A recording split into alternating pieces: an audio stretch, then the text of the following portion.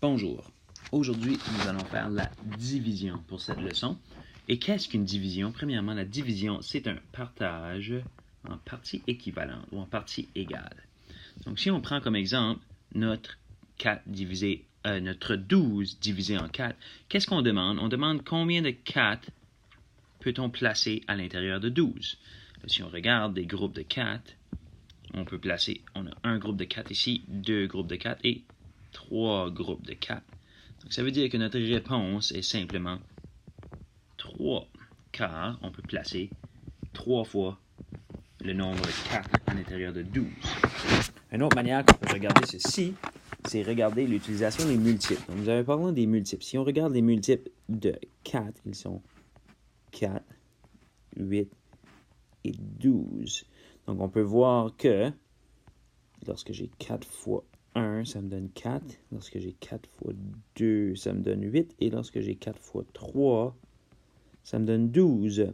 Donc, il y a 1, 2, 3 groupes de 4 à l'intérieur de 12. Donc, c'est ça qu'on recherche. C'est ça que c'est une division. Donc, on va voir des divisions avec des plus gros nombres maintenant. Cette fois-ci, on va prendre des plus gros chiffres. Donc, on va diviser 504 en 6 parties égales. Donc, là, on veut savoir combien de 6 peut-on placer dans 504. Donc, je vous suggère, pour vous aider dans votre division, commencez à faire vos multiples. Donc, j'ai 6, j'ai 12. Donc, on fait les multiples de 6, là. 18, 24, 30, 36, 42, 48. Et puis là, je vais arrêter là. Parce que mes deux premiers chiffres ici sont 5 et 0, donc techniquement 50. Et si je continue passer mon 48, je vais être rendu dans les 50. Donc, je n'ai pas besoin de ça. Là, on va organiser nos chiffres. Moi, je préfère la méthode suivante. Donc, j'ai mon chiffre que je veux diviser ici. Et puis, j'ai mon diviseur ici, mon dénominateur. Donc là, ma première question est, combien de 6 vont dans 5? Est-ce qu'il y en a? Il n'y a pas de 6 qui peut rentrer dans 5. 5 est trop petit. Donc, on va dire c'est 0. Donc là, on va élargir notre nombre. On va dire combien de 6 peut aller dans 50? Moi, si je regarde, mon plus proche est ici. Sans dépasser, ce serait 48. Donc, on va mettre le 48 ici. Ça va être une soustraction. Donc, 50 moins 48, il nous reste 2. Là, ma question, il faudrait que je mette une réponse en haut. Je veux savoir combien de 6 ont été. Donc, j'en ai 1, 2, 3, 4, 5, 6, 7 et 8. Donc, ma réponse est 8. Là, il me restait 2. Donc, qu'est-ce que je vais faire? Je vais descendre le 4. Et puis là, je me demande combien de 6 vont dans 24. Là, je peux regarder. J'ai 1, 6, 2, 3 et 4. C'est-à-dire que ce serait 4 qui va là. Puis 4 est égal à fois 6 est égal à 24. Donc, je vais placer mon 24 ici. J'ai partagé ces nombres-là. Puis là, il m'en reste plus. Ça veut dire que ma réponse ici, elle est 84. Avec maintenant la beauté des mathématiques, alors que j'ai trouvé que ma réponse était 84, je peux vérifier. Donc, j'ai dit qu'il y a 84 6 qui entrent à l'intérieur de 504. Donc, je peux le vérifier. Je peux dire 84 fois 6, et ma réponse devrait me donner 504. Si je fais 6 fois 4, j'obtiens 24. Par la suite, 6 fois 8, mais là, n'oublie pas, mon 8, c'est pas techniquement 8, c'est 80. Donc, il faudrait que je commence avec un 0 ici. Là, je fais 6 fois 8 qui me donne, on l'a vu tantôt, 48. Donc, je vais mettre mon 48 là. Et puis là, je veux ma réponse. 4 plus 0, c'est 4. 2 plus 8, c'est 10. Et 1 plus 4, c'est 5. Et voilà, ça fonctionne. Donc maintenant, mon prochain nombre, ça va être 684 divisé en 12. Donc, combien de 12 peuvent aller dans 684? Je vais commencer par faire mes multiples. Donc, j'ai 12. Par la suite, j'ai 24. N'oubliez pas qu'on veut se rendre le plus proche de 68 qu'on peut. Donc, 12, 24. J'ai 36. J'ai maintenant 48. Par la suite, j'ai 60 et 72. Donc, j'ai dépassé mon 68. Puis, ça me prenait 1, 2, 3, 4, 5 et 6 fois le chiffre 12. Donc, on va organiser ça comme la manière, moi, je le préfère. Ça reste à vous de faire votre division comme vous voulez. Moi, je le veux comme ça. Donc, je veux savoir 684, il y a combien de 12? Donc, est-ce que 12 peut aller dans 6? Non. Tantôt, on ne l'a pas fait, mais là, on pourrait dire aussi, ah, il ne va pas dans 6, donc on peut mettre un 0 en haut du 6. Par la suite, est-ce que 12 va dans 68? Ah, bien oui. Donc, il va combien de fois? Le plus proche, ça serait 60. Donc, ça veut dire qu'il va 5 fois. Donc, on va mettre notre 5 ici. Alors que 5 fois 12 est égal à 60, on va le placer en dessous ici. On va dire 68 moins 60, il me reste 8. Par la suite, qu'est-ce qu'on va faire? On va descendre notre 4. Et puis là, on va se demander 12 va combien souvent dans 84? Comme je vois, j'avais arrêté à 72. Donc, je vais continuer, je vais ajouter un autre 12. Et je suis déjà rendu à 84. Donc, ça, c'était 7 fois 12. Donc, mon plus proche que j'ai, c'est exactement sur le bouton. C'est 84. 84 moins 84 me donne un total de 0.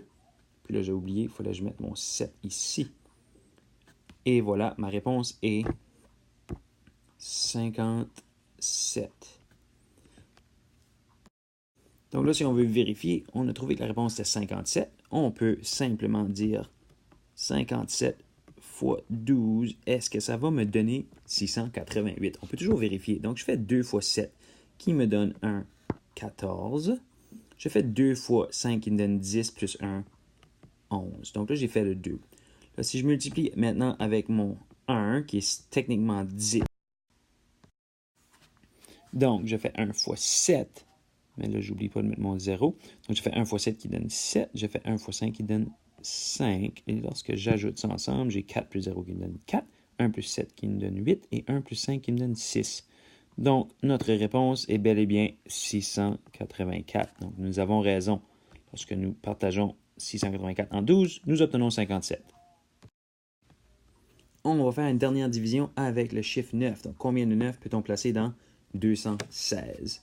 Donc, moi, je vais encore commencer à faire mes multiples de 9. J'ai 9, j'ai 18, j'ai 27, j'ai 36, et le prochain, ça serait 45. Je crois qu'on peut arrêter là parce qu'on a juste besoin jusqu'à 21 ici. Donc, là, ma question, combien de 9 va dans mon 2? Ici, il n'y en a aucun. Donc, je vais faire comme j'ai fait tantôt. Je vais dire qu'il y a 0. Il n'y en a pas dans 2. Mais dans 21, par contre, est-ce que je peux mettre un 9 dans 21? Là, c'est à savoir. Le plus proche serait mon 18. Donc, on va dire 18. Et puis là, ma réponse ici, ben, c'est 1 fois 9 qui donne 9 et 2 fois 9 qui donne 18. Donc, j'aurai 2 9 qui vont dans 18. 21 moins 18 va me donner un total de 3 qui va me rester. Je descends mon 6. Et là, je me demande 9 va combien souvent dans 36. Puis là, on était rendu à 2 ici. Ça serait 3 9 là. Et 4. Ça serait 4 ici. Et puis là, 4 9 me donne 36. Donc, il n'y a aucun restant. Il ne me reste rien. Ça veut dire que ma réponse finale est 24. Voilà. Donc ici, on va faire une autre dernière division. Donc 314 divisé en 8. J'ai déjà placé mes multiples ici. Donc, on veut savoir combien de 8 va dans 3. Il n'y en a 0. Combien de 8 va dans 31? Le plus proche serait 24. Donc, on va placer notre 24 là. Et puis, c'est combien de 8? C'est 1, 2 et 3. Donc, on va placer notre 3 là. 31 moins 24, il va rester 7. Et puis là, on va descendre le 4. Donc là, on a 74. Je n'ai pas assez fait de multiples. On va en rajouter. Donc, j'en ai rajouté quelques-uns. J'ai 48, 56, 64 et 72. Donc, le plus proche serait 72. Donc, il va m'en rester 2. Et puis là, j'en avais combien? Donc, c'était 1, 2, 3, 4, 5, 6, 7, 8, 9. Donc, c'était 9 fois 8. Donc, on va placer notre 9 là. Et puis là, on a un petit pépin. On n'a plus de nombre qui nous reste ici. Mais il nous reste quand même un restant ici. Donc, alors qu'on n'a pas encore appris les nombres décimaux ou rien de ça, je vous propose une différente chose. On sait bien que le chiffre ici, c'est le diviseur, ou on peut même l'appeler le dénominateur, comme une fraction. Donc, qu'est-ce qu'on va faire? C'est qu'on va prendre notre 2 qui reste ici, on va le placer là. Et puis là, alors qu'on divisait en 8, on va mettre ça sur une fraction de 8.